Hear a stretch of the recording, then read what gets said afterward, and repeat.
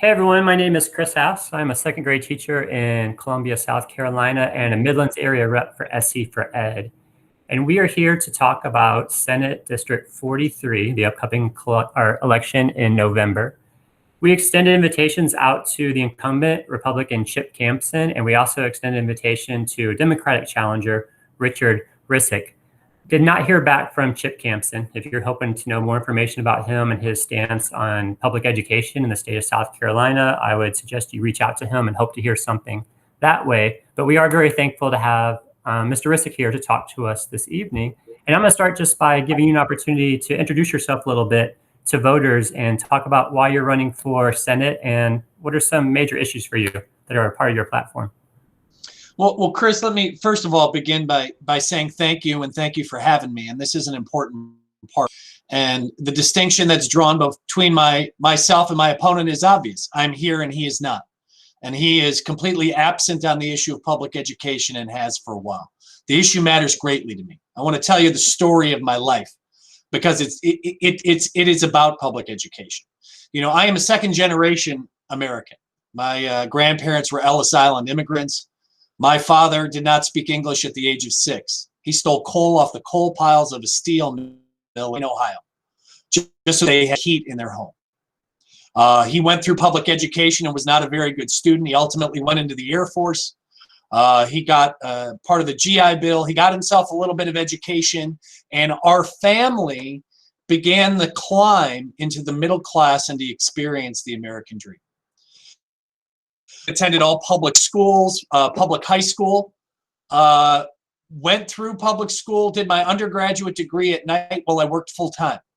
Also a public university. It was public loans that allowed me to go to law school. I went to law school at a public law school, William and Mary.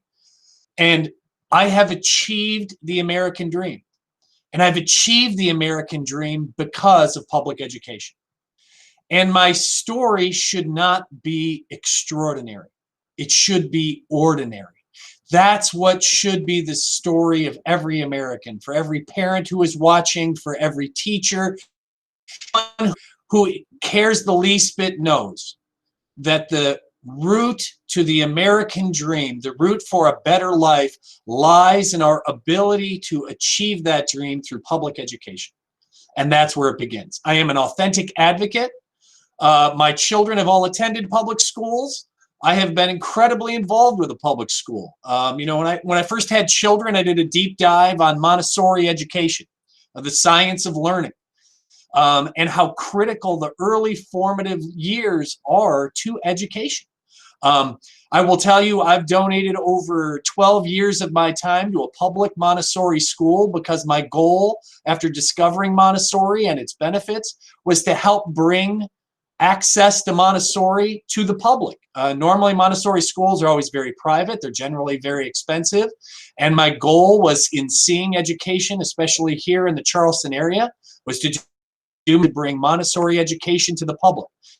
A program a long time ago, CCSD, called the Four Corners Montessori, to bring Montessori to the Charleston area. I am committed to public education. I'm proud of the work I did there. And you know, the entire time I worked for them, Chris, all the work I did on the board and I served as a lawyer, I never took any money. And I did it just because I cared and because I'm vested in students. So I've helped run a school as a board. I understand IFA funding. I understand things of funding. I understand the demands on teachers. And for my work there, there's actually a teacher scholarship there named in my honor. And I'm really, really proud of it. And I continue my work in public school today. You know, I'm on the School Improvement Council for Wando High School. You know, I'm a busy, successful guy who runs a law firm, but you know what? I'm still remain committed to being involved in my children's education and in public schools on the whole. And when you ask and bring me to something like this, where I get an opportunity to speak to teachers directly and to speak to people about education, I'm incredibly passionate because I know how education has transformed my life. And I want everybody who hears this to know that when I go to serve you in the Senate, my #1 goal is to make sure education remains an opportunity to transform the life of your children as well. So we'll get started maybe with, and I should give a little context first. So we're recording this in late July. Some people may not be looking at this until late October. So right now, discussions of education have a lot to do with what school openings are going to look like and what schools even going to look like this school year. And you can respond to some of that if you'd like, but you could also Sure. respond more generally. My first question is, what is your assessment, or what is your thought on the current state of public education in the state of South Carolina? Well, I'd rather give a broad view of South Carolina generally and then bring us up to the point of time. And here's what I would tell you is, what is the state of public education in South Carolina today? And I want to take it out of the context of COVID just for this discussion. And I would tell you this, it's broken. It's broken in funding and it's broken in spirit. The career politicians in Columbia have broken the spirit of everyone in this state by our consistent bottom rankings for the last 20 years. And our children cannot compete in the economy of the future from a failed and broken education system of the past. And the same career politicians who have broken this system are not suddenly going to be inspired. And that's my message for you is the state of public education. It is so bad that counties in this state, in the Abbeville versus South Carolina line of court decisions, had to sue the state to compel them. I mean, can you think about this, Chris? They had to sue the legislatures and the governors to say, please provide us the minimally adequate education that is guaranteed us in a state constitution. And you know what the court said in 2015? I have it written down, and it's staggering to me when I read it. It says, the governor and the General Assembly have failed in their constitutional duty to ensure that students in the plaintiff's district receive the requisite educational opportunity, and that is a minimally adequate education. Then this, thousands of South Carolina school children, the quintessential future of our state, have been denied this opportunity due to no more than historical accident. That's not just a policy failure, that is a moral failure. The single greatest obligation state government has to its citizen is the education of its citizenry. And to be told by the Supreme Court of the state, you are denying children the very basic promise you are giving them. That is the state of education in South Carolina, on the whole. And what we need is authentic advocates to turn South Carolina's education around. That's what the state of education is today. And I'm excited because you know what? When things have reached their low point is when you get people who are motivated for change. And that's my message to you today. And that is the message of this campaign, which is believe in better because it's time. Because nothing changes if nothing changes. And I want everyone within the sound of my voice to know that when I go to the state General Assembly, we are going to believe in better and we are going to turn South Carolina around. So when we look at a legislative session that begins, say, next January, what would you put at the top of your priority list in terms of education? What would you love to try to tackle first? Well, you know, what I want to tackle first is this, is you have to have a goal. You have to give people hope and you have to give people a vision. Do you know what I want? I want people, and I want everyone in the legislature, if they genuinely cared, in response to being called out in that court decision, do you know what the career politicians didn't do? They didn't say, that's it. That's the bottom line. You know what we're going to do? By the year 2030, Carolina is going to be #1 in the country in education. And I know there's probably snickers and laughter in the audience and anybody who sees this. But you know what? If you don't have a goal, you don't know where you're going. You can't galvanize support. You can't galvanize support of the business community. You can't galvanize the support of legislatures all the way down to administrators and teachers. I can't get you vested in a process when the people at the top and the people who are making policy don't recognize, #1, we're failing, and #2, inspire you and say, we are going to make it better and we are going to deliver a premium product.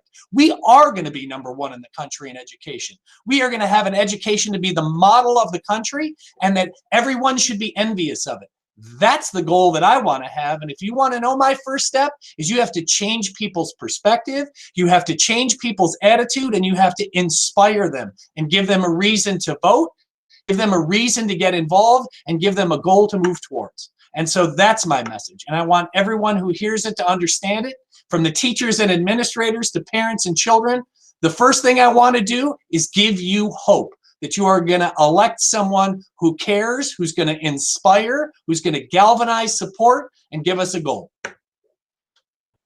So the third question is going to touch a little bit on something that does not give us hope as educators in the state of South Carolina. So for the past 12 consecutive years, by the funding formula that they themselves have created and defines whether they're doing their job, the state of South Carolina has failed to adequately fund our schools. This past school year, we're being underfunded by a little more than $600 per student, which is a very substantial amount.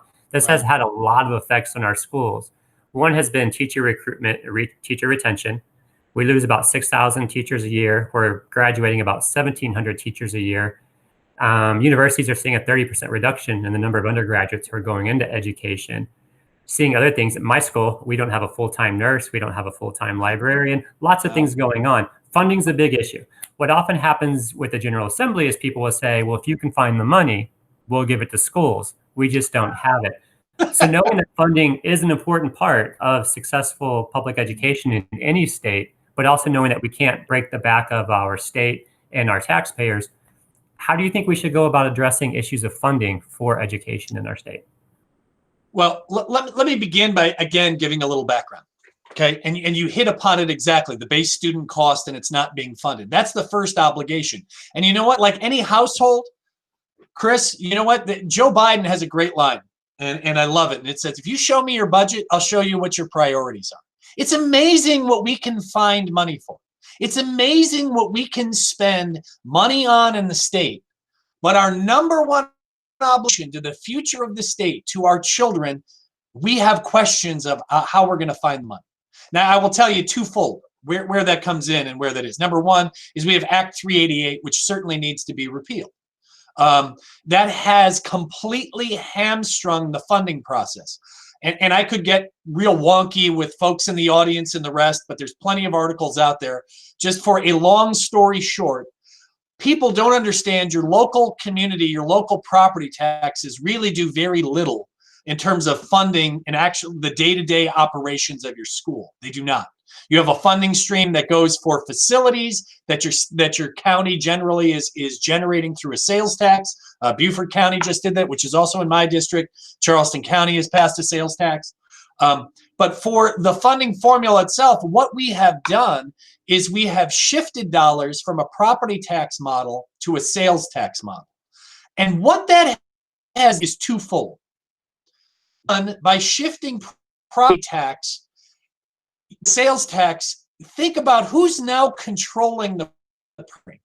Because it's a sales tax, we've concentrated the money in the state legislature, so that they are now free to be the ones doling money by the formula. We can also go back to the formula then. So we've now given the money and complete control to the legislature, as well as just for a little perspective on funding. Do you know how old the funding formula actually is in the state, Chris? 19. Very nice, 1977. And under that funding formula, the statistic that I have heard, and I haven't verified it, but it's pretty close, it says, which is your BSC, your base student cost, we have only funded it 8 out of 42 years. So, you know, we're batting 20%. So what's down to how do you address issues of funding? You're not even, when I say you, the current General Assembly is not even funding at the level of which they are obligated to fund it. And again, if you don't change the people who are there, you are not going to change funding. You are not going to change education. You know, I say it over and over. Nothing changes if nothing changes. And you know what? The same career politicians who have broke the system and who are not funding it are not going to change and decide that this is the year. When a Supreme Court opinion doesn't move them to action, I don't know what is going to. The change has to come from the ballot box. So there you go. As far as funding, let me say this. We talk about funding as if it's in an abstract, and I want to give you a different perspective to look at it. If I was to say to you, Chris, we're going to design the best schools possible, What's the most important component of a school system? You hinted upon. What is it? What's the most important? Teachers. It's not complicated. It's talent. It is the sheer talent that is in the classroom that is delivering the product, that is making, in the business world, we'd say, those are your deliverables, right? Well, if South Carolina, by last measure I saw, said it was the 44th worst place in the United States to be a teacher, I can pretty well bet if the environment here is not inviting for teachers, meaning we don't pay you, we don't give you a Bill of Rights, we have you do extra duties, we can't find a 30-minute break for you. We want to say you're a hero and how much we honor you and the rest, but when the rubber meets the road, when it asks to pay you and give you the benefits so that we can attract top talent, as well as if you want to become more talent, where are the stipends and incentives? I mean, if you, Chris, want to tell me that you want to get an extra certification in, I don't know what subject area are you? I teach second, third grade, so I teach everything. So second and third grade, great. So if you wanted to do some sort of, I don't know, just as an example, you wanted to do some sort of Montessori certification to try to bring some of those elements into your teaching curriculum. If you wanted to expand and get an additional degree, where are you motivated to do that? Where are you recognized for your ability to want to improve yourself and improve what you do to in your own classroom? It's not there. So we have to create, retain, and reward our top teachers. That's what we must do. We must make it an inviting environment, because if you create the talent, the results begin to follow. But if you tell me, Chris, I value you, but you know what? You got to work a second job. Don't tell me you working your second job makes you a better teacher, because you're tired, you're distracted, you know how hard it is. I want to reward teachers. I want to reward their talent. I want to reward their hard work. And if you reward them, you're going to deliver a better product. You're going to deliver better education, because that's what we do in the business world. It seems to me the entire economic model of capitalism and free enterprise suddenly disappears when we talk about teachers. We don't have to pay teachers well in order to have the best teachers. But when it comes to CEOs, we have to keep up with what other CEOs are getting paid, or we're not going to get the best CEOs. Well, it's the same thing with teachers. If you're not paying them or rewarding them, you're not going to get the best teachers. You're going to find other places to make money and leave the marketplace. I want to reward you, keep you, invest in you so that we can deliver a better product. So I'll ask, because you mentioned the quote, "Show me your budget, I'll show you what you value." So this past year, before COVID, our state had roughly a $2 billion surplus, 800 million of which was recurring. And Correct.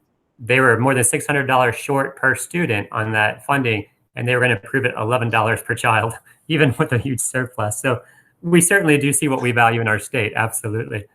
Chris, that's a perfect, and that is a perfect example. Is no matter what time, it doesn't seem to be the right time to invest in education. When the economy's down, oh, we can't invest in it, we don't have any money. When the economy's up, oh, we have these other things that we have to pay for. Even when the bonus Corona money came through, the first place, nobody said, where can we make investments in education? Right. And most recently, the governor said, hey, the 32 million I have, well, that shouldn't go to public education. I want to slide that over to private education. Shame on it. So my final question is going to shift to assessment.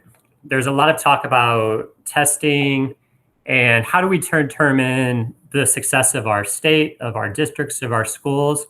So, and I know you're not a teacher, but so you can either speak to this from what you know, or what you would do to know in that case, because certainly as a legislator, you have to reach out to many people in your community to make sure you're always making informed decisions. How do you think we should be determining the success of our state and our districts and our schools and our students?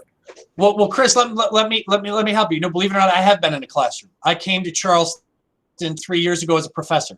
I taught at Charleston Southern, undergraduate and graduate criminal justice and constitutional law and political science. And I loved my time in the classroom. Obviously, it's a little different teaching. You teaching the little ones, me teaching the slightly older ones. But you know what? At the end of the day, teaching is still teaching. When you look at public school, and by the way, also too, all in my work with East Cooper Montessori, I am very familiar with all of the teaching requirements. The things that come from the Education Oversight Committee, all of the Education Accountability Act. I mean, those become part of the reports. We did tracking. We did tracking of students as they came through the school. It's part of the reporting and the contract. Here's what I would tell you, and this is what I come back to. There is a place for testing. There is a place for skill and competency testing, and you know that yourself as a teacher, and so does anybody who has been in a classroom. Part of that is a feedback model that says to me, number one, as a teacher, how am I doing in communicating the material? And number two, how are my students doing in receiving the material? But when you elevate and overwhelm and make the test the highest value, and if we're going to grade and judge and evaluate teachers and schools solely on the basis of how they perform on a test, it's not real hard to figure out where you, Chris, are going to spend your time and what you're going to do. If how you're going to get paid, how you're going to get evaluated, and how you're going to get rewarded is how well your kids test, I can pretty well assure I know what your curriculum is going to be. You're teaching to the test. And in a 21st century model, that's not where we need to be. We need to be raising and cultivating thinkers and people who can work well with other people and who are dynamic and who are creative and can think and work with others and simply not have a rote memorization of some random fact, because in the 21st century, we all have Google and Siri. We can all have the quick answer. So what we need to be cultivating is we need to be cultivating thinkers and writers and creativity, those things that technology can't do. And when you overwhelm with testing, you take that away. I will say this, especially when it comes to testing, because this is one thing we didn't really get a chance to talk about. I am incredibly passionate about opening up and making sure the single greatest determiner of a child's economic success is how well they do when they come in at kindergarten, whether they're kindergarten readiness. You probably know this with second and third grade, right? You know this better than anybody. You know the kids, if you go back and you look in their school record, who came kindergarten ready and who didn't. We know, and when I say the collective we, if you don't come in kindergarten ready, you don't succeed. There is no single greater indication of your educational success than where you're going to end up. That's the testing that matters, is because you know what? When we created a lottery program with funds, all we did is reward children who make it to the finish line. We didn't give them all a fair opportunity at the start line. We need to make serious investments. And that was the essence of the Abbeville court decision. And I know now in the most recent piece of legislation, the governor had mentioned, yes, we need to open up some of this. But again, it applies to a very narrow range of students. You have to qualify. I think, what is it under, to even get the early education money? What is it? Is it Title I? Going to be 400% below the poverty, I think. I mean, it's such a narrow range of students that's not going to do it. So when you say testing, number one, we need to invest in the little ones and give them every opportunity so that when they come through the door and come to see you from kindergarten, that they have all had their chance. They have all got the basic skills. They all start fairly at the start line. And I will tell you what I have seen is if you give every child a chance at the starting line, they will run the race because they are empowered. Because what the system does otherwise, it begins to cull off and separate those who demonstrate ability and those who do not. And that gap just widens and widens over time. And we need to make sure that when kids hit the starting line, when they come to see you in the second grade, that they're all equipped to be able to move on and that they have the skills and they have the opportunity. So those are all of my questions. Do you have any final words or any last ideas that you'd like to share with potential voters going into November? What I would say is this. If anybody is still watching, thank you. Thank you for your interest. Thank you for your interest in me. As you can tell, I'm passionate about public education. It transformed my life. And, you know, it chokes me up. And I have a photo in my office here of my grandparents and my father when he was a young boy. And I am humbled by where I sit today and where he came from. You know, he passed away a few years, but I know he's looking down on me with great pride. And that it's only because of public education that we went from people who literally arrived in this country with nothing but the names on their names, and that's all. And that in 2 generations, I am a candidate to serve the people of the Senate 43 district, that I am a successful business owner, and that I am in a place to employ people, and a message of hope to people in public education and passion. I'm humbled by that. You know, I'm running for office because I care. I care, you know, I didn't have to do any kind of public service. I didn't have to serve in the military. I didn't serve in the Peace Corps. Nobody has asked me to sacrifice. And I want to run for office for one thing, and that is to do public service. I've pledged a 2-term term limit. I'm not taking PAC money. I'm a successful guy. I don't business with the state. I don't need a contract. My kids don't need a job. But what I want to do is serve the people of South Carolina, and the highest value that needs to be served is public education. And I thank you, Chris, because you know what? You are here because you care, and you do your job because you care. You had a choice when you were in college. You know, you could have went into finance. You could have went into fill in the blank of whatever you went into. But you chose to go into education, and you knew by that choice, you knew it was not going to make you rich in terms of money. But you did know it was something you had a passion for and cared greatly about. And I honor every teacher when you've made that choice, because it manifests today. That's a choice you made a long time ago, and you are doing it because you love it. And so all I can say to every teacher out there is, I thank you for caring. I thank you for being a teacher. And when I am in the Senate, you are going to have no better advocate. And we are going to move South Carolina forward. And we are going to have an education system that is going to be the rival and pride of everyone in the United States. All right. Well, thank you so much for coming out tonight and speaking directly out to voters. And I would say to all the teachers in District 43 who are watching this, our #1 goal at SC for Ed is to make sure you get to polls and that you vote your heart. But I'm going to say just below that, we hope that people don't vote party, but they vote issues. And we hope that you put education at the top of that list and listen carefully to what your candidates have to say, because we can't vote against our own interests time and again. We can't be surprised by what we see when we refuse to look at what's been happening before and think about how we can change it. Chris, I'd add one more thing to that.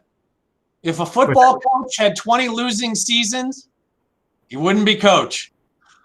What I would say to you is we can't keep sending the same career politicians to Columbia and think we're going to get different results for public education. They've had their chance. It's time for some new citizen leaders.